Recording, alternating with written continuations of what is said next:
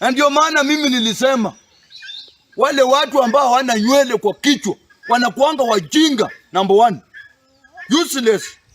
Wakina Chebukati sijua nangojea nini kukufa hii Kenya. Useless people. Usinitreat kama mimi mtoto wako. Mimi niko na ndevu bwana. Naitwa baba, nimeoa. Niko na familia. Kila time mumeona nikiwa nyumbani nikiwa na familia yangu yote. Wewe unatembeanga Kimanisolo na miaka imeenda. Acha kuniletea hiyo upumbavu yako hiyo. Mimi nafikiria Kenya wanasavu namna gani? Nafikiria familia ikule namna gani? Wewe unafikiria ile pesa ya kupata utumie vijana wapige mtu. Sasa ile mimi nafikiria wananchi wanakula namna gani?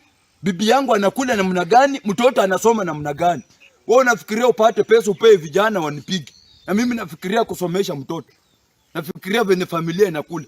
Mimi na wewe hatufanani. Nimeoa, niko na bibi na mtoto. Mimi sijui kama wewe umeoa, sijui kama uko na mtoto. Mimi sijui na I don't care. Mimi wangu watu wameona. Wewe nani ameona wako? I don't care. Don't be a stupid. Thank you.